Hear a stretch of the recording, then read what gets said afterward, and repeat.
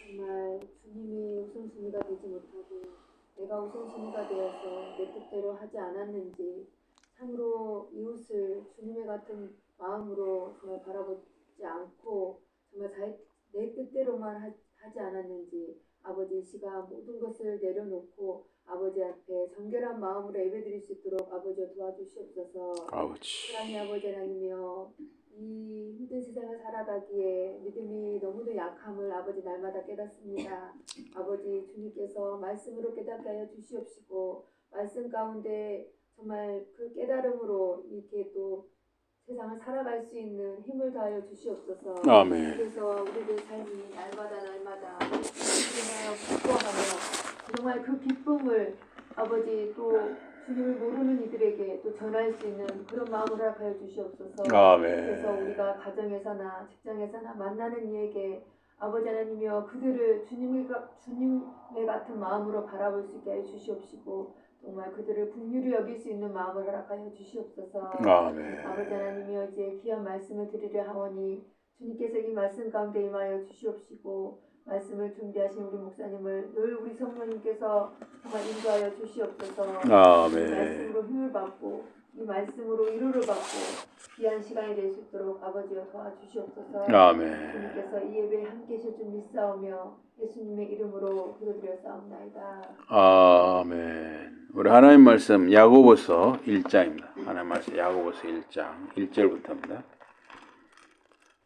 야고보서 1장 1절부터입니다.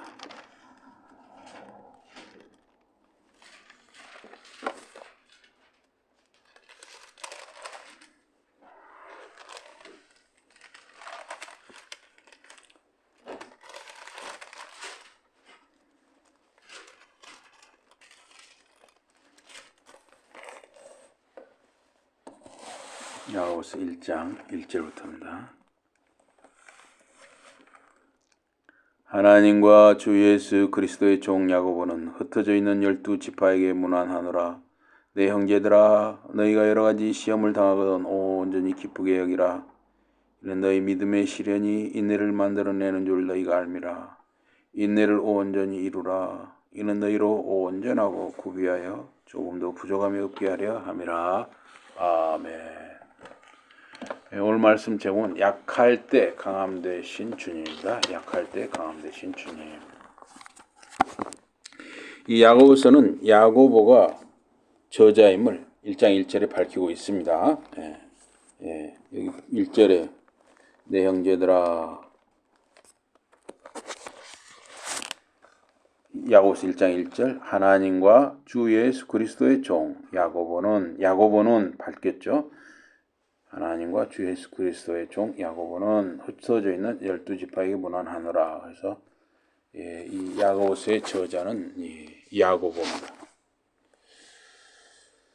이 성경에 보면 이 야고보라는 이름이 4사람이 나옵니다. 이 신약 야고보 4사람이 나오는데, 이 야고보서 저자는 예수님의 형제, 예수님의 동생이고 예루살렘 공회 지도자였던 그 야고보입니다. 그 야고보 사도는 순교당했죠. 그 사도 야고보가 아니라 예수님 동생 야고보예요. 근데 예수님 동생 야고보도 사실은 이제 사도로 불리기도 했습니다. 어쨌든 그 12제자 중에 한 분이었던 사도 야고보는 주 44년경에 순교당하셨습니다. 이 사도행전 12장 1절에 3절에 보면 그때 헤로드 왕이 손을 들어 교회 중 몇 사람을 해하려 하여 요한의 형제 야고보를 칼로 죽이니 유대인들이 이 일을 기뻐하는 것을 보고 베드로도 잡으려 할세 때는 무기절이라. 그래서 요한의 형제 야고보, 사도 야고보는 헤롯에게 이게 순교당한 것이죠. 그래서 이 야고보서 저자 야고보는 그리스도의 여러 형제 중 하나, 예수님의 동생 야고보입니다. 마태복음 13장 55절 56절 보니까 이는 그 목수의 아들이 아니냐, 그 모친은 마리아, 그 형제들은 야고보, 요셉, 시몬, 유다라 하지 않느냐? 그 너희들은 다 우리와 함께 있지 아니하냐? 그런 이 사람의 이 모든 것이 어디서 났느냐? 그래서 예수님은 그 성령님을 통해서 마리아의 몸을 통해서 태어나셨지만 그대로 이 마리아와 그 남편 요셉은 정상적으로 결혼 생활을 한 것이죠. 그래서 아들 이름들은 야고보, 요셉, 시몬, 유다고 또 딸들도 여러 낳은 것을 볼 수가 있어요. 그래서 최소한 6남매 이상 여러 자녀들을 둔 것을 볼 수가 있어요. 실제로 유대인들은 이렇게 6남매 이상, 8남매, 6남매, 10남매 이렇게 많이 납니다. 그래서 천주교에서는 이렇게 마리아를 성모 마리아 해서 평생 처녀였다 그러는데 그건 좀 성경하고 안 맞죠. 야고보는 예수님 바로 밑에 동생 야고보로 우리가 볼 수가 있고 야고보는 처음에 예수님을 믿지를 않았습니다. 예수님의 고난과 죽음과 부활 후에 야고보가 예수님을 믿게 되었던 것이죠. 실제로 그 야고보가 예수님을 믿지 않은 것을 이렇게 그런 성경 구절이 있어요. 그 디베리아 바다 건너편 산에서 예수님이 보리빵 5개, 물고기 2마리로 5,000명을 먹게 했고 남은 조각 12바구니에 찼다 그랬습니다. 사람들이 예수님이 행하신 이 표적을 보고 이는 참으로 세상에 오실 그 선지자라 말했습니다. 그대로 사람들이 예수님 가시는 곳마다 다 모여들었어요.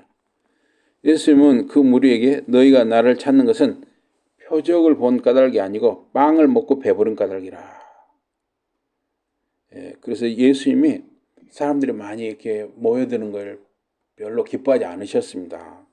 썩는 양식을 위해 일하지 말고 영생하도록 있는 양식을 위해 하라. 그러니까 육적인 거 너무 관심 갖지 말고 영적인 것에 관심을 둬라 그런 거죠.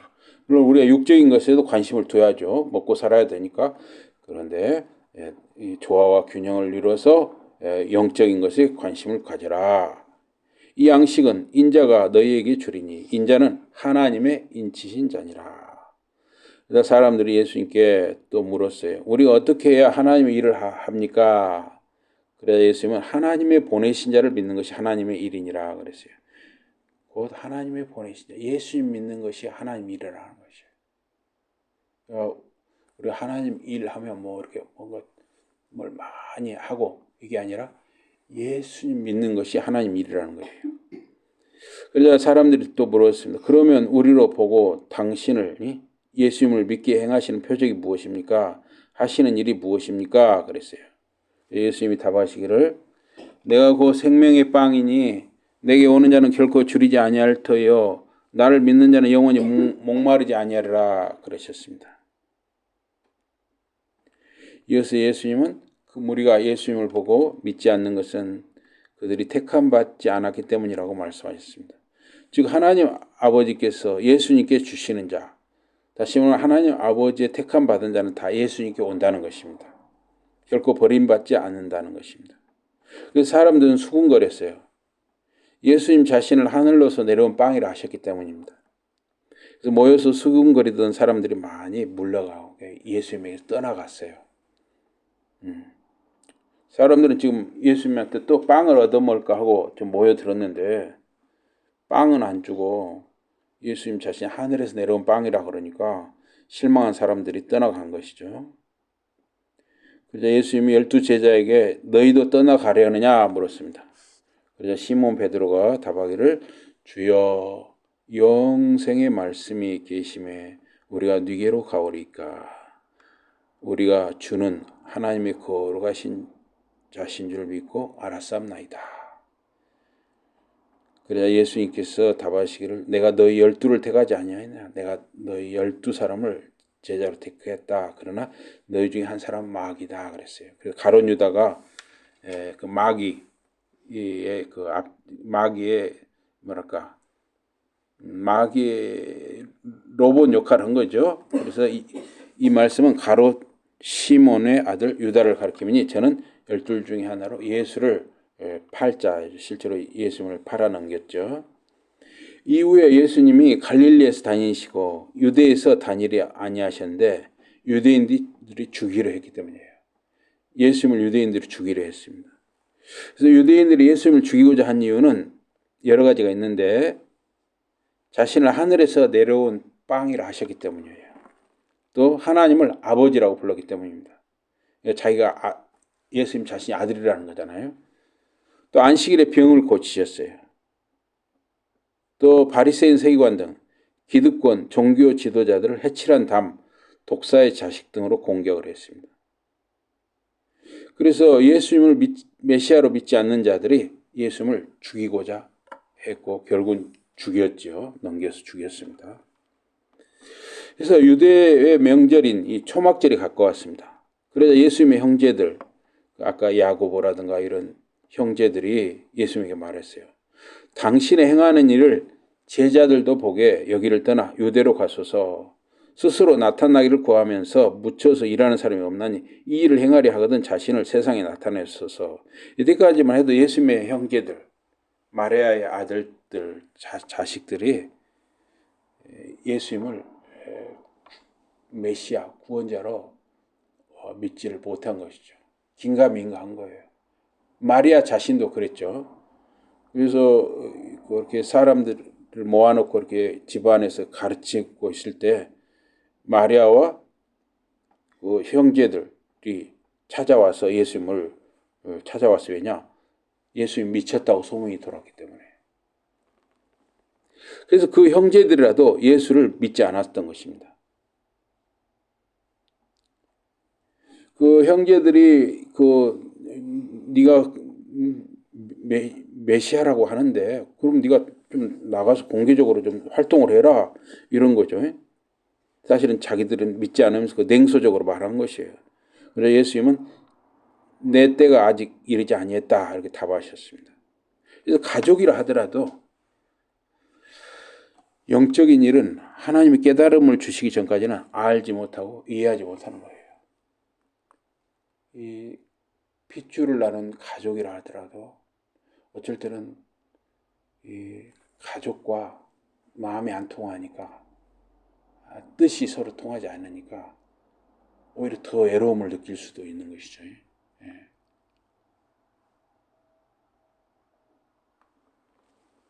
그 누구나 경험하는 일이기도 합니다. 그래서 믿음 안에서 마음이 같아져야 서로 뭐 기쁜 일, 슬픈 일 이런 것을 우리가 나눌 수가 있죠. 그래서 우리 먼저 믿은 우리가 기도할 줄 아는 우리가 기도할 줄 모르는 우리 가족을 위해서 자녀들을 위해서 자손들을 위해서 기도해야 한다는 것이죠. 그래서 이 야고보서 저자인 이 야고보서를 쓴 저자인 예수님 동생 야고보 역시도 예수님 고난과 부활 이후까지 우리 주님 예수님이 그리스도라는 것을 몰랐습니다. 그래서 야고보는 네 사람이 있어요. 그래서 이 야곱은 성경에 보면 야곱이 나오죠. 야코브. 이게 이제 발 뒤꿈치를 잡다 하는 뜻인데 이게 헬라어의 이름으로 이제 야고보인 거예요. 그래서 신약 성경에 네 사람 야고보가 나오는데 예수님 주요 세 제자 베드로, 요한, 야고보 중 한 사람 사도 요한의 형제 야고보가 있어요. 이분이 이제 최초 12사도 중 최초 순교자가 된 것이죠. 그다음에 또 두 번째 야고보는 알페오의 아들이면서 요셉 또는 요세 형제로 작은 야고보라 불리는 또 다른 예수님 제자가 있어요. 이 사람도 야고보였어요. 또 세 번째 야고보는 이 예수님 형제, 예수님 동생이고 유다의 형제이면서 그 야고보서를 쓴 사람, 이 사람이 야고보예요. 또 네 번째 야고보는 가롯 유다가 아닌 사도 유다 아버지 이름도 야고보였어요. 그래서 신약에는 이렇게 야고보가 네 사람이 나오고 있습니다. 그래서 예수님 동생 야고보는 부활의 주님을 만나고 또 예수님이 하늘로 올라가시는 것, 승천을 목격한 후에 교회 안에서 이제 예수님을 주님으로 믿고 쓰임받게 되었어요. 그래서 야고보는 그리스도 부활 후 택함받은 사람들 중 하나인 것입니다. 바울은 이 야고보를 가리켜 교회의 기둥이라고 그랬어요. 갈라디아서 2장 9절에 바울이 다메섹 가는 길에 부활하신 주님을 만나 회심한 후에 첫 번째 예루살렘을 방문했을 때 야고보를 만났습니다. 왜냐하면 예루살렘 교회에서 야고보가 굉장히 중요한 위치에 있었기 때문에 예수님 동생 야고보죠. 그 야고보가. 또 바울이 예루살렘 마지막 방문 때도 이 야고보를 만났어요. 그때도 야고보가 예루살렘 교회의 아주 중요한 지도자였습니다. 예수님 동생 야고보죠. 그래서 베드로가 감옥에서 구출되었을 때 그의 친구들에게 야고보에게 전해라 그랬어요. 왜냐하면 교회 지도자였으니까 야고보가. 예수님 동생 야고보가. 그래서 야고보는 예루살렘 공회 지도자였습니다. 사도행전 15장에도 보면 예루살렘 공회 지도자로서 야고보가 결정적인 발언을 하는 걸 볼 수가 있죠. 그래서 유다는 자신을 야고보 형제라고 밝힐 만큼 야고보는 그 당시 초대교회에 잘 알려진 인물이었습니다. 예수님 동생 야고보. 이 예수님 동생 야고보 역시 주후 62년 순교당했습니다.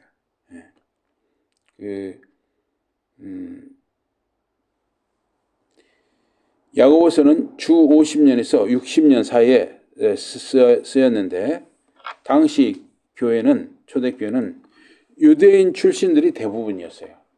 초대교회 안에 유대인 출신으로 예수 믿은 사람이 대부분이었어요. 그래서 야고보서 예수님 동생이 쓴 이 야고보서는 유대적 성격의 글이에요. 그래서 야고보서는 교회 질서를 반영하고 교회 지도자들을 장로들, 교사들로 부르고 있습니다. 야고보서는 이방인 출신 신자의 할례 논쟁은 여기서 언급하지 않아요. 교회 모임 장소를 헬라어 용어로 시나고게라고 표현을 합니다. 그래서 야고보서 수신자들이 누구냐? 야고보서 편지를 받은 사람이 누구냐? 1장 1절에 그 나라들 중에 흩어진 12지파들이라고 하고 있습니다. 어떤 사람은 이 표현을 일반적으로 그리스도인들을 언급하는 것이다 이렇게 주장을 하는데 그러나 이 용어 12지파들은 유대인 출신 그리스도인들을 말하는 것입니다. 수신자들은 유대인 출신 그리스도인들이었어요. 그래서 이 그리스도인들은 스테판이 순교당했잖아요. 스테판 집사가 순교당한 후에 예루살렘 교회 박해가 일어났죠. 그래서 페니키아, 레바논 그 근처 페니키아, 또 사이프러스, 키프로스라는 큰 섬이 있어요. 굉장히 큰 섬이 있습니다. 지중해. 또 수리아 안디옥 이렇게 지중해 연안 나라들의 초대교회 신자들이 다 흩어져 살았어요. 유대인 출신으로 이제 예수 믿는 사람들이 흩어져 살았어요. 그래서 시험과 억압을 당하는 흩어진 신자들에게 격려의 내용을 담은 목회적 서신이 바로 이 야고보서라고 할 수 있습니다. 그래서 야고보서 저자인 예수님 동생 야고보는 1장 1절에서 자신을 하나님과 주 예수 그리스도의 종 야고보라고 하죠. 그래서 종의 첫째 의미는 종은 주인에게 속하고 종으로부터 마음대로 떠날 자유가 없는 노예죠. 또 다른 종의 의미는 종은 자기 주인을 기쁨으로 섬기는 자인 것이죠. 여러분과 제가 하나님을 또 예수 그리스도를 기쁨으로 섬기면 우리는 하나님의 종이며 예수 그리스도의 종인 것이죠. 우리는 자발적으로 종이 되는 것이죠. 자기 주인을 기쁨으로 섬기는 자가 될 때 자발적인 종이 되는 것입니다. 그래서 각 나라들에 흩어진 12지파들은 앞에도 말씀드렸다시피 스테판 집사 순교로 시작된 예루살렘 교회 박해로 유대인 출신 신자들이 주중에 연한 각 나라들로 흩어져 살게 되었을 때 그 신자들을 격려하는 권면하는 그런 서신이 바로 이 야고보서라는 것이죠. 그래서 2절에 보니까 2절 우리 한번 다 같이 읽어보겠습니다. 2절 다시 한번 읽어보겠습니다. 2절 다 같이 시작. 내 형제들아 너희가 여러 가지 시험을 당하거든 온전히 기쁘게 여기라 그랬어요. 여러분 시험을 당하면 사실 기쁘지 않죠. 여러분 가정이나 여러분 자녀들 자손들에게 어떤 좀 어려운 일이 닥치면 기쁘기보다는 어째요? 근심이 앞서고 걱정이 앞서고 어쩔 때는 잠도 안 오고 여러 가지 오만 생각이 다 들기도 하고 그러죠. 그래서 우리 시험을 만났을 때 온전히 기쁘게 여기라. 사실 이게 쉬운 게 아니죠. 예. 우리가 진짜 어떤 자녀들 자손들 막 자식 걱정하면 기쁘다기보다는 막 잠도 안 오고 근심 걱정이 앞섰죠. 예, 그렇습니다. 근데 야고보서는 내 형제들이여 이렇게 형제들이라는 말을 야고보서에서 15번을 사용을 하고 있습니다. 야고보는 형제들에게 책망할 말이 많지만 형제 사랑으로 꾸짖었던 것이죠. 정말 사랑하는 마음으로. 그래서 시험이나 어려움을 만나면 평안을 잃어버리고 안정을 잃어버리고 안락함을 잃게 되는 것입니다.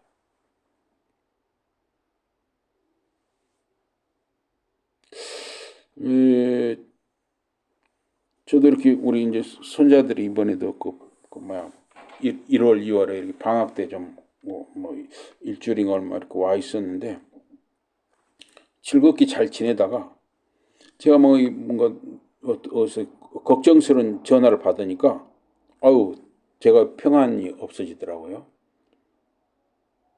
그럴 때도 제가 평안을 유지하고 표정 관리도 잘하고 우리 그 손자들한테도 잘 해줘야 되는데 손자가 와서 뭐 해달라든가 물어보면 제 얼굴이 굳어 있는 거예요. 아마 그래서 제 얼굴이 굳어 있는 걸 보고 아빠한테 전화해서 빨리 아빠 데리러 오라 그랬는 거 아닌가. 제가 미안한 생각이 들어요. 어떤 환난이나 어려움을 당해도 기쁨을 잃지 않는 것은 주권적 주님과 변함없는 빼앗기지 않는 관계, 교제 속에 있을 때 가능한 것입니다. 하나님과 또 그 아들 예수 그리스도와 우리가 정말 변함없는 교제의 관계를 통해서 우리 평안을 잃지 않을 때 우리가 기쁨이 있는 것이죠. 그래서 우리가 보통 때, 편안할 때, 평상시에는 저나 여러분의 진짜 모습을 보기 어려운 것이죠. 사람의 진짜 모습을 보기 어렵습니다. 무엇인가 어려움에 처했을 때, 어떤 이해관계가 걸릴 때, 그 사람의 생각이나 성품, 태도, 믿음이 드러나는 것입니다. 사람은 이 시험과 어려움, 고생스러운 일을 겪으면서 믿음이 성숙해지고 단단해지는 것입니다. 그래서 저보다는 제 아내가 훨씬 살림의 규모가 있어요. 그래서 이제 저도 이제 결혼 생활이 이제 40년을 채워가는데 결혼 생활이 40년을 채워가는데 뭐냐면 훨씬 돈 씀씀이라든가 이렇게 모든 거 보면 제 아내가 훨씬 아낍니다. 제가 이 30년 넘게 같이 살면서 저도 이 돈 씀씀이라든가 이런 걸 제 아내를 통해서 훈련을 받은 거죠. 저는 고맙게 생각합니다. 지금은 이제 저도 정말 함부로 물건을 사거나 하는 걸 굉장히 두렵게 생각합니다.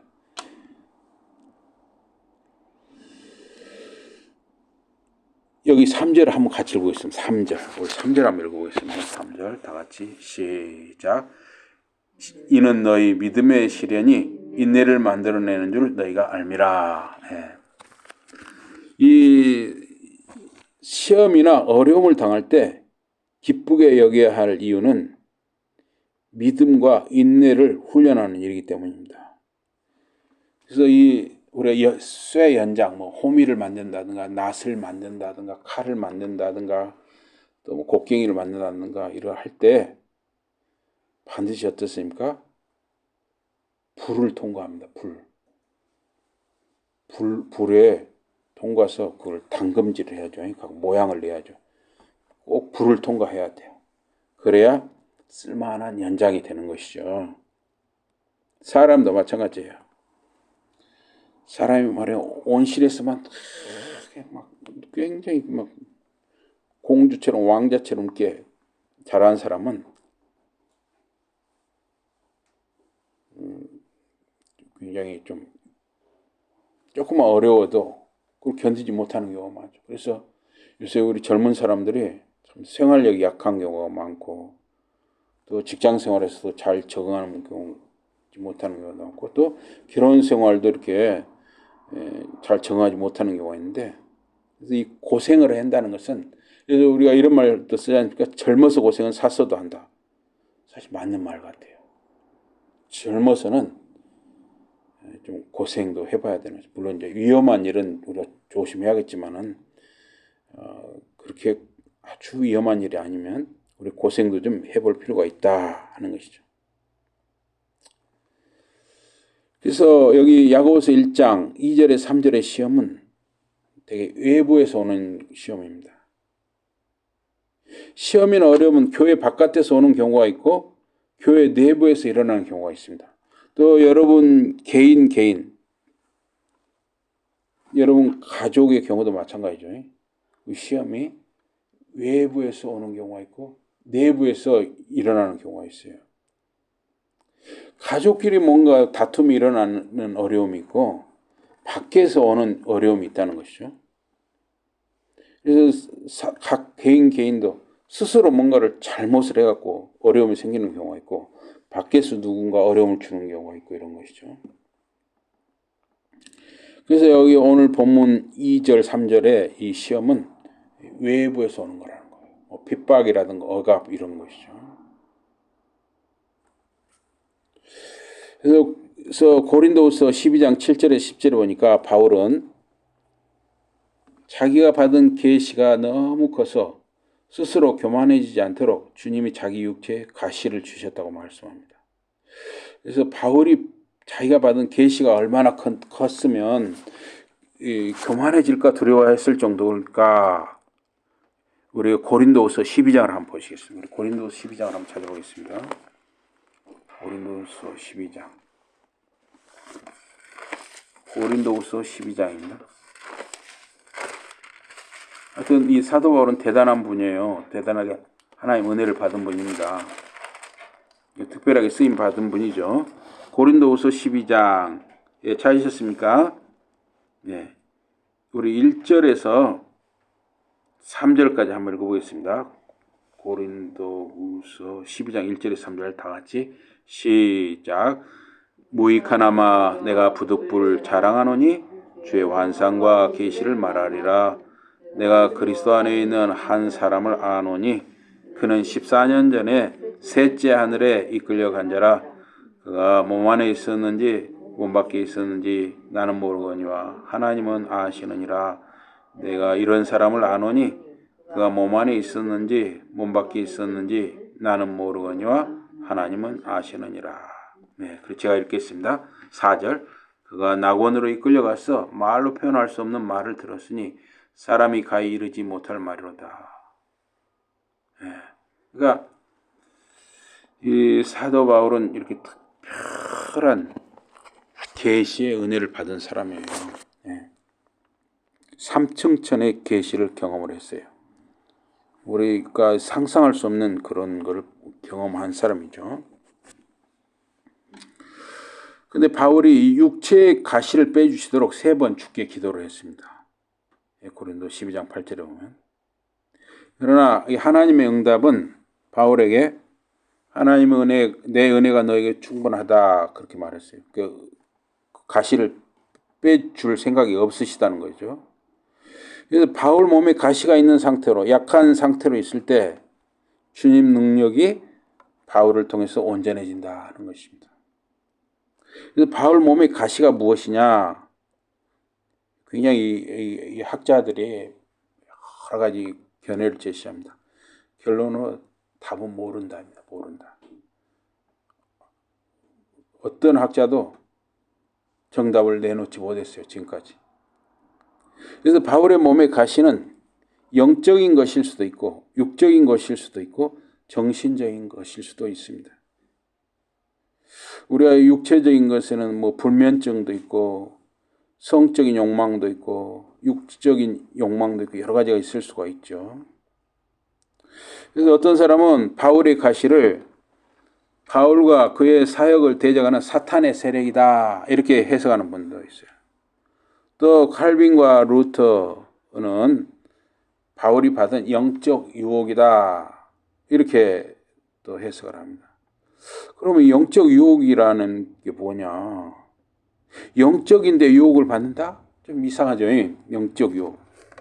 그런데 말씀 사역을 하다 보면 말씀 교역자는 신유 은사나 투시 은사 이런 것에 욕심이나 유혹이 있을 수가 있어요. 저도 어쩔 때 그런 생각을 합니다.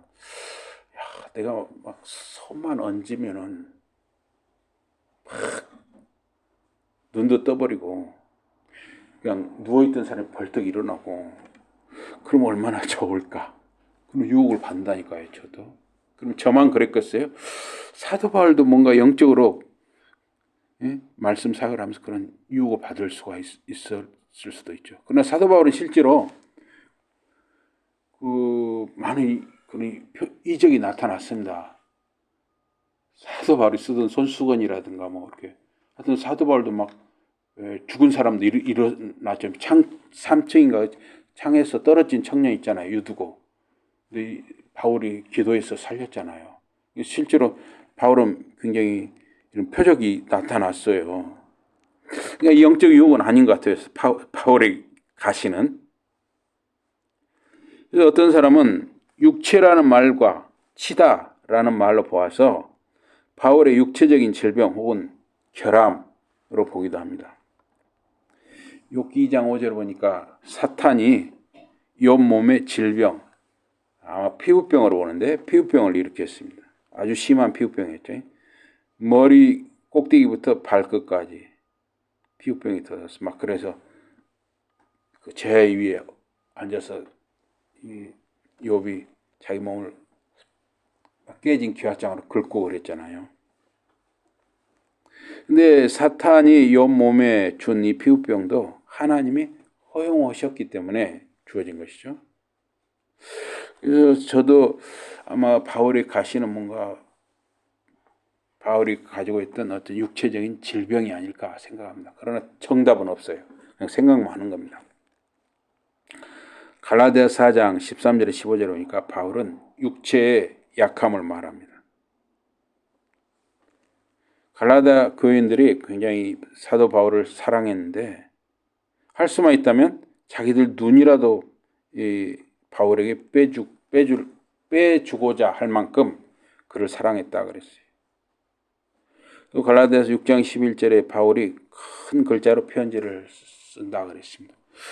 그래서 바울은 그렇게 눈이 뭐 안질이 있다든가 하여튼 눈이 별로 좋지 않았던 것 같아요. 또 다른 추론은 바울이 밤빌리아에서 말라리아에 걸렸습니다. 머리에 열이 나고 눈이 쑤시고 잘 안 보였을 것입니다. 혹은 고린도후서 10장 10절에 보니까 그들 말이 그의 편지는 무게와 힘이 있으되 그가 말할 때 약하고 시원치 않다 그랬습니다. 바울 자신도 내가 비록 말에는 부족하나 지식에는 그렇지 아니하니. 이 바울은 굉장히 깊게 넓게 정말 아는 그 굉장한 학자였거든요. 히브리어 헬라어도 뭐 능통하시고 또 아람어도 할 줄 아시고 굉장한 학자였는데 말은 좀 이렇게 눌변이었어. 눌변. 말이 어눌했던 것 같아요. 말로 잘 표현을 안 하는 거예요. 사람들이 들을 때 좀 답답했던 것 같아요.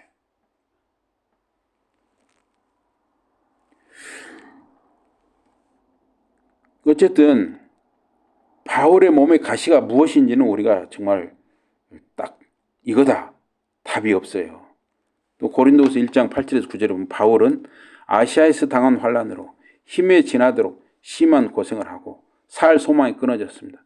살 소망이 끊어졌다는 것은 마음의 사형 선고를 받았다 그랬어요. 살 소망이 끊어지고 마음의 사형 선고를 받았다.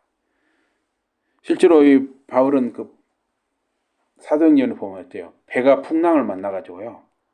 아니 거기서 뭐 굉장히 여러 날 아무것도 먹고 먹지도 못하고 마시지도 못했어요. 그래서 마음의 사형 선고를 받았다. 이제는 꼼짝없이 죽었구나라는 절망 속에 있었습니다. 바울은 그런 일을 많이 겪었어요. 복음을 전하다가. 이런 상황 속에서 바울은 자기를 의뢰하지 않고 오직 죽은 자를 다시 살리시는 하나님만 의지하게 되었다고 고백합니다. 사람은 먹고 살만하고 등이 따뜻하고 배부르면 하나님께 대한 갈급함이 사라지는 것입니다.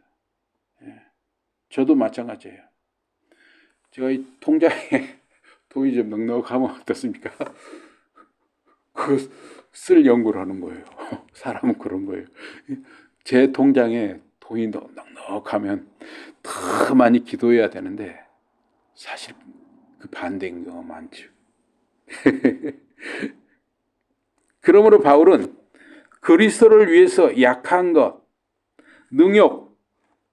능욕을 받고 궁핍함으로 밥을 굶기도 하고 물을 마시지 못하기도 하고 헐벗고 핍박당하고 어려움 당하는 것을 기뻐했다는 것입니다. 바울이 약할 그때가 강함이기 때문입니다. 약한 바울을 통해서 하나님이 강하게 역사하시기 때문이었습니다. 그래서 바울이 육체 가시를 빼달라 3번 기도했지만 하나님은 답하지 않으시고 내 은혜가 내게 족하다. 내 은혜가 내게 충분하다. 그러셨어요.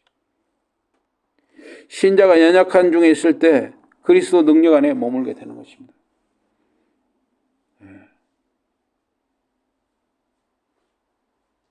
그래서 여러분과 제가 혹시 뭐 근심 걱정이 있습니까? 뭔가 여러분의 가족이나 자녀들, 자손들 때문에 여러분이 뭔가 근심하고 걱정하고 잠이 안 오고 그러십니까? 오히려 그것이 여러분과 저에게 은혜일 수 있다는 것이에요. 모든 게 다 잘 풀리고 만사 형통하고 근심 걱정이 없고 그때가 오히려 더 위험한 때일 수 있어요. 다윗 왕도 마찬가지예요. 다윗 왕도 다 잘 풀리고 이제 권력도 안정이 되고 그러니까 어때요? 부하들은 전쟁터에 나가 있는데 자기는 궁궐에서 편안히 낮잠을 자다가 오후에 낮잠을 늘어지게 자고 오후에 궁전 위에서 어슬렁어슬렁 하다가 여자가 그때는 이렇게 지금처럼 담장이 다 낮고 또 담장도 없는 집도 많았을 거예요. 이 여자가 그 바세바라는 여자가 의도적으로 그랬는지 무슨 생각으로 그랬는지 그건 잘 모르겠어요. 어쨌든 그 목욕하는 걸 보고 그냥 다윗이 그러니까 사람은 부족한 것이 없다, 근심 걱정이 없다, 잘 나갈 때 사실 가장 위험한 때인 것입니다. 그러나 여러분과 저에게 근심이 있고 걱정이 있고 어떨 때는 잠도 잘 안 오고 뭔가 누군가를 우리 자녀들이나 자손들이나 누군가를 생각하면 막 가슴이 찢어지고 막 그러나 또 사람이 할 수 있는 일 없잖아요.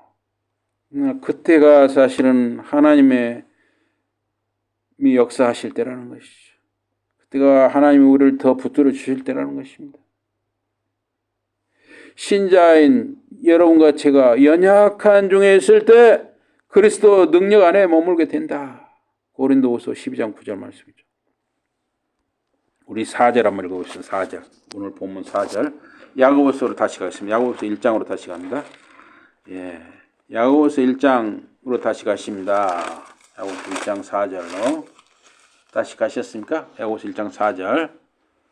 예, 다 가셨죠? 야고보서 1장 4절. 다 같이 시작.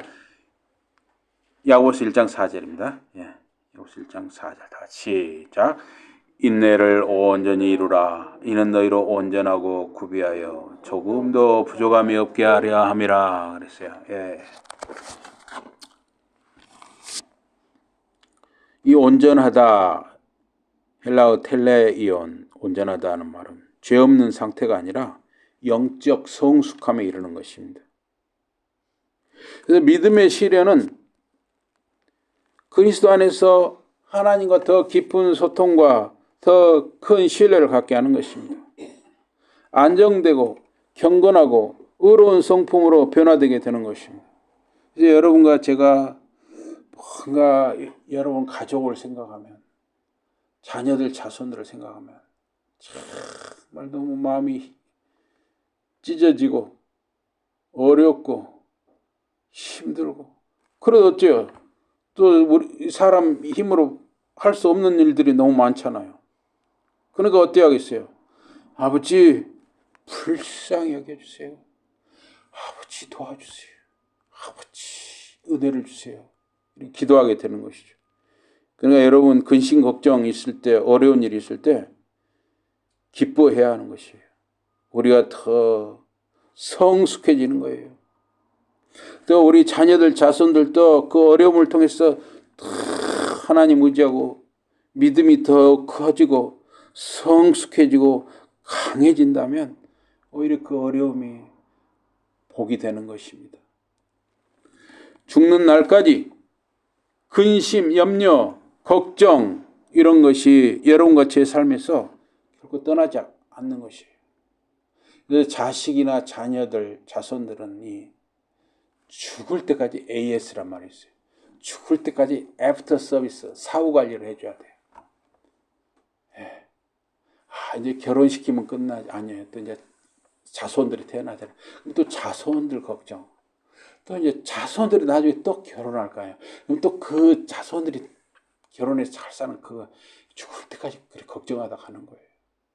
제 어머니도 보니까, 우리 장모님도 보니까 그런 걱정하시는 거예요.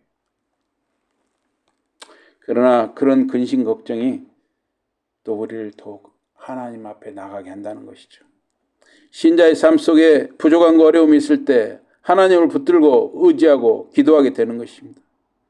그래서 연약함 중에 어려움 속에 더욱 하나님을 의지하고 기도하며 말씀을 사모하는 저와 여러분과 자녀들, 자손들 삶이 되기를 주님 이름으로 기원합니다.